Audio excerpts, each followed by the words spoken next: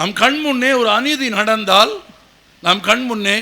ஒரு அநீதி நடந்தால் கோபப்பட முடியாத ஒரு கல்வியால் ஒரு பயனும் இல்லை.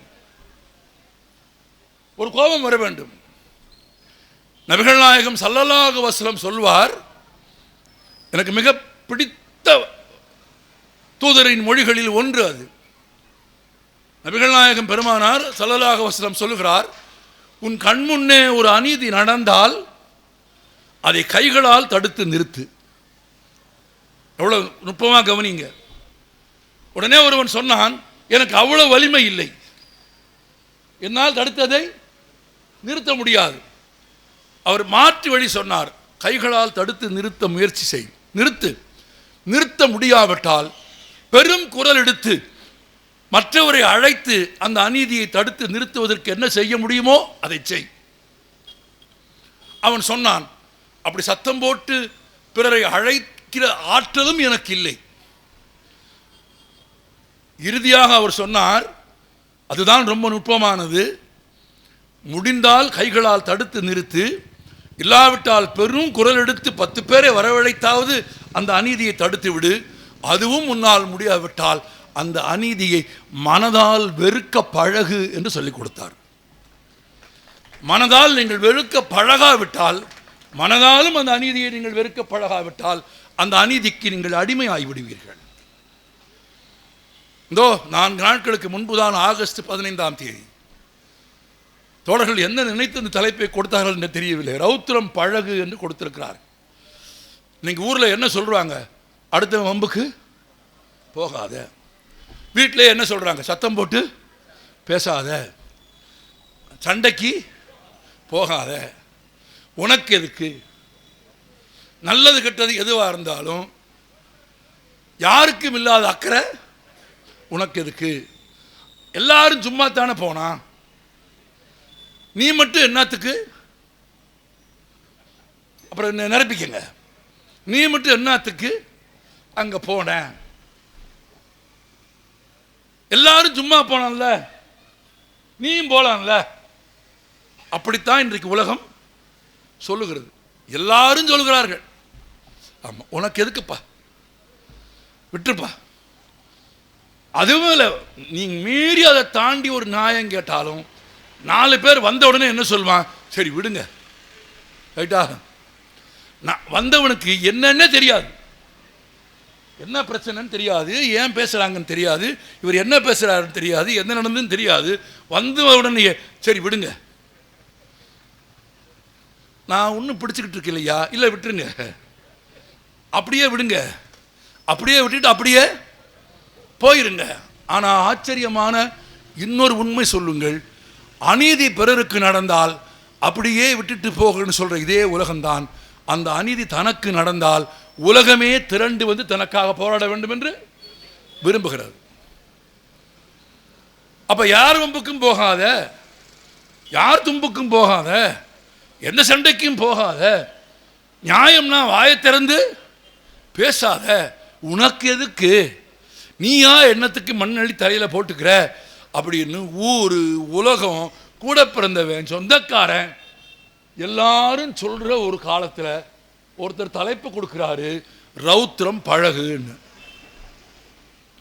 ரௌத்திரம்னா கோபம், கோபத்தில் உச்ச ரௌத்திரம், சாதாரணமான கோபம் கிடையாது. ரௌத்திரம்னா அதிகபட்ச கோபத்துக்கு தான் ரௌத்திரம்னு பேரு.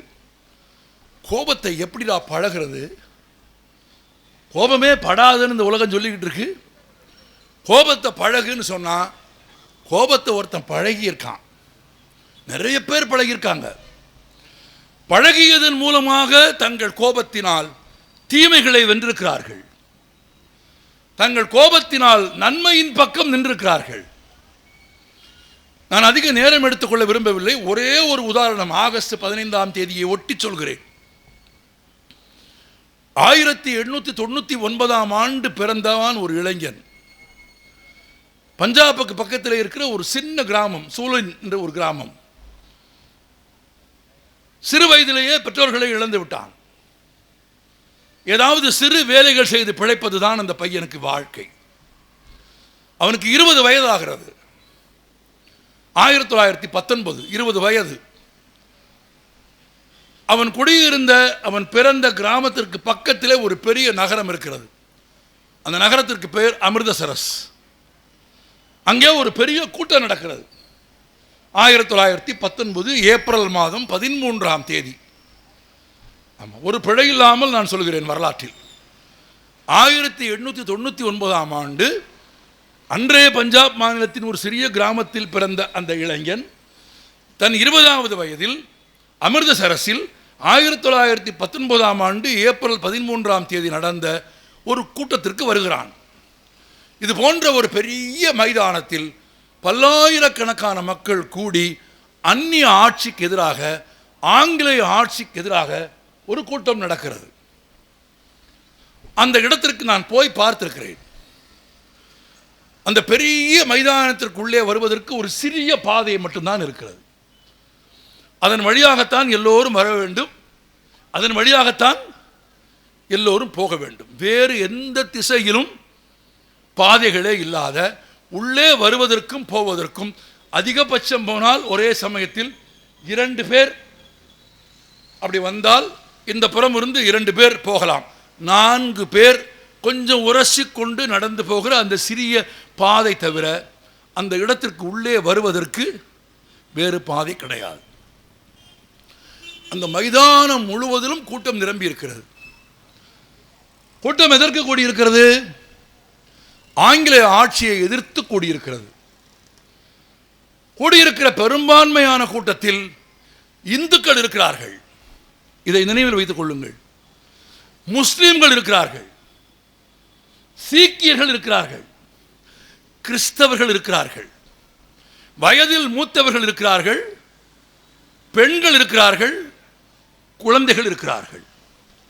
அந்த பெரிய கூட்டத்திற்கு நடுவில் கூடியிருக்கிற கூட்டத்தில் கூடியிருக்கிற மக்களுக்கு தண்ணீர் கொடுக்கிற வேலையை செய்கிறான் அந்த இளைஞன். தாகத்துக்கு எல்லாத்துக்கும் தண்ணி கொடுக்குறான். ஆமாம், ஒருவேளை தண்ணி கொடுக்கிற போது யாராவது பணம் கொடுப்பார்களோ என்னவோ தெரியாது, வரலாற்றில் குறிப்பில்லை. தண்ணி கொடுக்கிறான் அந்த கூட்டத்தில். தண்ணி கொடுத்து கொண்டிருக்கிற போதே எல்லோரும் வெளியே போவதற்காக வருவதற்காக அந்த சிறிய பாதையை பிரிட்டிஷ் போலீஸ் மூடுகிறது. மூடிவிட்டு கண்மூடித்தனமாக துப்பாக்கியால், தோட்டாக்களால் வரிசையாக 40க்கு மேற்பட்ட சிப்பாய்கள் தங்கள் துப்பாக்கிகளில் தோட்டாக்களை நிரப்பி அந்த கூட்டத்தை நோக்கி சுடுகிறார்கள். 1919, இன்றைக்கு 107 ஆண்டுகள் ஆகிவிட்டது. இன்றைக்கு வரைக்கும் அன்றைக்கு எத்தனை பேர் இறந்தார்கள் என்பதற்கான உறுதியான தகவல் இல்லை. ஆங்கிலேய அரசு ஒரு எண்ணிக்கை சொல்கிறது, காங்கிரஸ் கட்சி ஒரு எண்ணிக்கை சொல்கிறது, உள்ளூர்காரர்கள் ஒரு எண்ணிக்கை சொல்கிறார்கள். அந்த மைதானத்தின் ஒரு ஓரத்தில் ஒரு பெரிய கிணறு இருந்தது, குடிநீர் கிணறு. உயிர் தப்பிப்பதற்காக ஓடிய பலர் அந்த கிணற்றில் விழுந்து இறந்து போனார்கள். கிணற்றிலிருந்து எடுக்கப்பட்ட உடல்களின் எண்ணிக்கை மட்டும் 100க்கு மேல். துப்பாக்கி சூடு நடக்க ஆரம்பித்த உடனேயே பலர் தலை தெறித்து ஓடிய போது சிலர் தரையில் படுத்துக் கொண்டார்கள். தரையில் படுத்துக்கிட்டா தோட்டா மேலே போயிடும், தப்பித்துக் கொள்ளலாம். அப்படி தரையில் படுத்து தப்பித்துக் கொள்கிறான் அந்த பையன். ஆனால் அவன் கண் முன்னாலேயே அவன் தலைக்கு ஒரு அடி மேலே தோட்டாக்கள் 100கணக்கில் போகிறது. அது சம்பந்தமாக நடந்த விசாரணையில் அப்படி சிப்பாய்களை நிறுத்தி சுட்ட அந்த அதிகாரி சொன்னான், அவன் பெயர் ஜெனரல் ஓடயர், ரிச்சர்ட் ஓடயர். அவன் சொன்னான், ஏன் சுடுவதை நிறுத்திவிட்டேன் என்றால் தோட்டாக்கள் தீர்ந்து போய்விட்டது, அதனால் சுடுவதை நிறுத்தினேன் என்று சொன்னான். தோட்டாக்கள் தீருகிற வரையில் சுட்டிருக்கிறான். சுட்டுட்டான். பல்லாயிரக்கணக்கானவர்கள் இறந்து போனார்கள். தரையில் படுத்து கிடந்த அந்த இளைஞனின் மேலேயே கூட குருதியோடு இரத்தத்தோடு உயிரிழந்தவர்கள் கிடந்தார்கள். பல மணி நேரங்களுக்கு பிறகுதான் அந்த இளைஞன் எழுந்து பார்க்கிறான். அவனை சுற்றி எங்கும் மனித உடல்கள். அந்த கிணறு நிரம்பி போய் கிடக்கிறது. 20 வயதில் ஆங்கிலேய அரசாங்கம் அமைதியான முறையில், ரொம்ப முக்கியம், ஆயுதங்களே இல்லாமல், எந்த ஆர்ப்பாட்டமும் கலவரமும் செய்யும் நோக்கம் இல்லாமல் அமைதியாக கூடியிருந்த பெண்களையும் குழந்தைகளையும் வயதில் மூத்தவர்களையும் மிருகத்தனமாக சுடுகிறது. இன்றைக்கு நீங்கள் போனாலும் உங்களுக்கு தெரியும், அந்த இடத்தின் பெயர் ஜாலியன் வாலாபாக். 1919ஆம் ஆண்டு ஏப்ரல் 13ஆம் தேதி கண்மூடித்தனமாக அவர்கள் சுட்ட தோட்டாக்கள் பலரை கொன்றது மட்டுமல்ல, அந்த இடத்தை சுற்றி வெளியே போக முடியாமல் இருந்த சுவற்றிலேயே அந்த தோட்டாக்கள் பாய்ந்த தடம் இருக்கிறது. நீங்கள் இன்றைக்கு போனாலும் கூட அந்த அந்த மைதானத்திற்கு சுற்றி இருக்கிற சுவர்களில் நூற்றுக்கணக்கான தோட்டாக்கள் பாய்ந்த தடயங்களை நீங்கள் இன்றைக்கும் பார்க்கலாம். பலர் விழுந்து இறந்து போன அந்த கிணறை மூடி பத்திரமாக வைத்திருக்கிறார்கள். தன் கண் முன்னால் ஒரு மிகப்பெரிய அநீதி நடந்ததை அந்த பையன் பார்க்கிறான். ஆங்கில ஆட்சிக்கு எதிராக அவனது சினத்தையும் கோபத்தையும் வளர்த்து கொள்கிறான். அதற்கு பெயர்தான் ரௌத்ரம் பழகு. அந்த பையன் என்ன செய்தான் என்பதுதான் இந்த வரலாற்றில் மிச்சம் முக்கிய பகுதி. 1919ஆம் ஆண்டு இந்த சம்பவம் நடந்ததற்கு பிறகு அந்த பையன் ஆங்கிலேய அரசாங்கத்திற்கு தெரியாமல் தன் பெயரை மாற்றிக்கொண்டு இந்தியாவிலே இருந்து கப்பலில் அயல்நாட்டுக்கு போவதற்கு பணம் இல்லாததால் ஒரு சரக்கு கப்பலில் அதன் கீழ்த்தளத்தில் சரக்கும் பொருட்களும் ஏற்றப்பட்டிருந்த ஒரு இடத்தில் போய் தன்னைத்தானே மறைத்து ஒளிந்து கொண்டு பல நாட்கள் அந்த கீழ்த்தளத்திலேயே பயணம் செய்து அமெரிக்காவிற்கு போய் சேர்ந்தான். அந்த கப்பல் எங்கே போகிறது என்று அவனுக்கு தெரியாது. போய் இறங்கிய இடம் அமெரிக்கா. ஆனால் அவன் போக விரும்பிய நாடு லண்டன், இங்கிலாந்து. 1929ஆம் ஆண்டு வரை ஏறக்குறைய ஜாலியன் வாலாபாக் சம்பவம் முடிந்து 10 ஆண்டுகள் அமெரிக்காவிலேயே வாழ்ந்து வேலை செய்து கொஞ்சம் பொருள் ஈட்டி பணம் சம்பாதித்து கொண்டு பெயரை மாற்றிக்கொண்டு மீண்டும் பெயரை மாற்றிக்கொண்டு லண்டனுக்கு வந்து சேர்கிறான். லண்டனில் அவன் நிறைய படித்தவன் இல்லை. அவன் சிறு வயதிலே இருந்து அனாதையாக வளர்ந்தவன். எனவே கல்விக்கு ஏற்ற வேலை அவனுக்கு கிடைக்கவில்லை. ஆனால் அவனுக்கு தான் கற்கவில்லை என்பது கூட கவலை இல்லை. தன் மக்களுக்கு இழைக்கப்பட்ட அநீதியை சரி செய்ய வேண்டும். வேலை தேடி அலைகிறான். பன்றிகளை வளர்க்கும் ஒரு தொழுவத்தில் வேலை கிடைக்கிறது. பன்றிகளை வளர்க்கும் ஒரு தொழுவத்தில் அங்கே போய் வேலைக்கு சேர்க்கிறான். அங்கே என்ன வேலை என்றால் பன்றிகளை குளிப்பாட்டுவது. பன்றிகள் கழித்த மலத்தை கையால் அள்ளி எடுப்பது. பன்றியை அவர்கள் கொல்ல விரும்பினால் அறுத்து கொடுப்பது. பன்றிகளுக்கு தேவையான உணவை போய் திரட்டி கொண்டு வந்து கொடுப்பது. பன்றி தொழுவத்திலே தான் அவனுக்கு படுப்பதற்கு இடம். ஏனென்றால் கொஞ்சம் சிவப்பாக இருந்தாலும் கூட அவன் கருப்பன், அவன் அடிமை. 1929ஆம் ஆண்டு லண்டனுக்கு வந்த அந்த இளைஞன் 10 ஆண்டுகள் பன்றி தொழுவத்தில் வேலை செய்கிறான். கொஞ்சம் கொஞ்சமாக சம்பாதித்த பணத்தில் மிச்சம் வைத்து சேமித்த பணத்தில் ஒரு துப்பாக்கி வாங்குகிறான். அந்த ஒரு துப்பாக்கிக்கு ஒரு தோட்டா தான் கிடைக்கிறது. 10 தோட்டாலாம் கிடைக்கல. ஒரே துப்பாக்கி, ஒரே தோட்டா. ஒரே துப்பாக்கியையும் ஒரே தோட்டாவையும் எடுத்துக்கொண்டு லண்டனின் புறநகர் பகுதியில் ஒரு பன்றி தொழுவத்தில் வாழ்ந்த அந்த இளைஞன் லண்டன் நகரத்திற்குள் வந்து 1919ஆம் ஆண்டு, இப்போ வருஷம் என்ன, 1939, 20 ஆண்டுகளுக்கு முன்பு தனக்கு 20 வயதாக இருந்தபோது தன் கண் முன்னால் இந்தியாவில் ஜாலியன் வாலாபாக்கில் நடந்த அந்த கொலைக்கு காரணம் யார் என்பதை அவன் ஏற்கனவே தேடி கண்டுபிடித்து வைத்திருந்தான். அந்த கொலைக்கு காரணம் 2 பேர். ஒருவர் அன்றைய பஞ்சாப் மாகாணத்தினுடைய கலெக்டர், மாவட்ட ஆட்சித்தலைவர், அவர்தான் சுடுவதற்கு உத்தரவிட்டார். இன்னொருவன் இந்த பஞ்சாப் மாகாணத்தினுடைய இராணுவ தளபதி. இராணுவ தளபதியின் பெயர் ரிச்சர்ட் ஓ டயர். இராணுவ தளபதியின் பெயர் மைக்கேல் ஓ டயர் இல்லை, மைக்கேல் ஓ டயர் கவர்னருடைய பெயர். யார் சொன்னது? ஆமாம், மைக்கேல் ஓ டயர் என்பது அந்த கவர்னரின் பெயர். ஆணையிட்ட உத்தரவிட்டவரின் பெயர் தான் மைக்கேல் ஓ டயர். சுட்டவனின் பெயர் ரெஜினால்டு எட்வர்ட் ஓ டயர். 2 பேரையும் இளைஞன் தேடுகிறான்.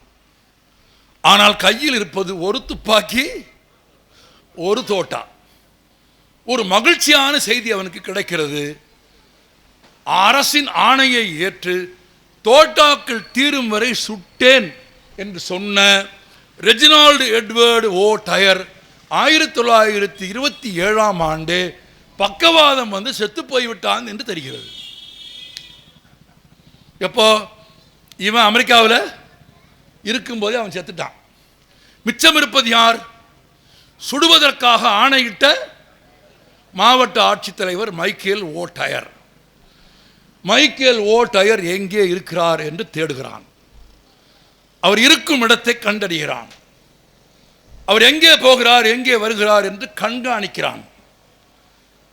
ஒரு நாள் தகவல் கிடைக்கிறது. லண்டன் நகரத்தின் மையத்தில் ஓடிக்கொண்டிருக்கும் தேம்ஸ் நதி கரையிலே இருக்கிற ஒரு நகைச்சுவை மன்றத்தில், ரொம்ப முக்கியம், ஒரு நகைச்சுவை மன்றத்தின் விழாவை தொடங்கி வைப்பதற்காக மைக்கேல் ஓ டயர் வருகிறார் என்கிற தகவல் அந்த இளைஞனுக்கு கிடைக்கிறது. கையில் இருப்பது ஒரு துப்பாக்கி, துப்பாக்கியில் இருப்பது ஒரு தோட்டா. நன்றி, நீங்கள் சேர்ந்து சொல்றது ரொம்ப மகிழ்ச்சியாக இருக்கு, கவனிக்கிறீங்கன்னு சந்தோஷமா இருக்கு. இளைஞன் வந்தான். அந்த நிகழ்ச்சியில் 2வது வரிசையில் வந்து அமர்ந்து கொண்டான். ஏன்னா முன் வரிசையில் உட்கார முடியாது, அது பூரா வெள்ளைக்காரர்கள், துரைகள் உட்கார்ந்துருப்பாங்க.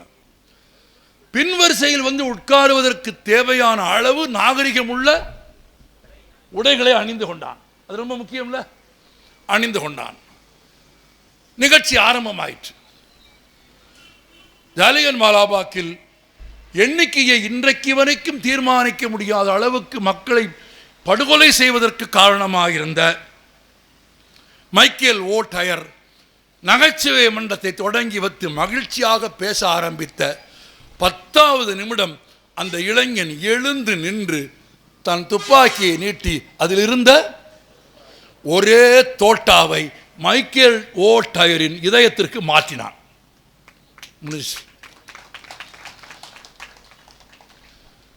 மைக்கேல் ஓ டயர் கீழே விழுந்தார். கூட்டம் என்ன ஆகும்? தெரிச்சு ஆளுக்கு ஒரு பக்கம் ஓடினார்கள். அந்த இளைஞன் ஓடவில்லை. அதான் வித்தியாசம். அந்த பரபரப்பில், அந்த குழப்பத்தில் அவன் விரும்பி இருந்தால் வெளியேறி இருக்க முடியும். ஏன்னா அவன் ரொம்ப கெட்டிக்காரன். ஒரு பெயரை மாற்றிக்கொண்டு அமெரிக்காவிற்கு போனவன், இன்னொரு பெயரை மாற்றிக்கொண்டு லண்டனுக்கு வந்தவன். ஏறக்குறைய 1919 21 ஆண்டு காலம், நண்பர்களே, 1 வருடம் இல்லை, 2 வருடம் இல்லை, 21 ஆண்டு காலம் அந்த படுகொலைக்கு காரணமானவர்களை பழி தீர்க்க வேண்டும் என்ற கோபத்தை தனக்குள் பழகியவன், வளர்த்தவன், ரௌத்ரம் பழகியவன். அவன் நினைத்தால் தப்பி இருக்க முடியும். ஓடவே இல்லை, சுட்டுட்டு ஸ்டைலாக அப்படியே நின்னான். ஓடாமல் இருப்பதை பிடிப்பது ரொம்ப ஈஸி தானே. பிரிட்டிஷ் போலீஸ்காரர்கள் ஓடி வந்து பிடித்தார்கள். பிடித்த உடனேயே என்ன கேட்பார்கள்?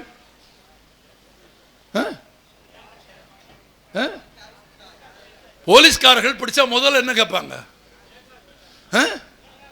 பேர் கேட்பாங்க. முதல்ல என்ன கேட்பாங்க? இல்லை உன் பேர் என்ன? அப்புறம் அப்பா பேர், ஊர். ஓடாமல் நின்றிருந்த அந்த இளைஞனை பிரிட்டிஷ் போலீஸ்காரர்கள் பிடித்து கொண்டு உன் பெயர் என்ன என்று கேட்டார்கள். அந்த பையன் சொன்னான், என் பெயர் முகமது சிங் ஆசாத் என்று சொன்னான். முகமது சிங் ஆசாத் என்றான். ஆசாத் என்றால் இந்து, சிங் என்றால் பஞ்சாபி, முகமது என்றால் ராம் முகமது. அது ரொம்ப முக்கியம். ராம் முகமது சிங் ஆசாத் என்றான். போலீஸ்காரர்களுக்கு உடனேயே தெரிந்து விட்டது பொய்யான பேர் என்று.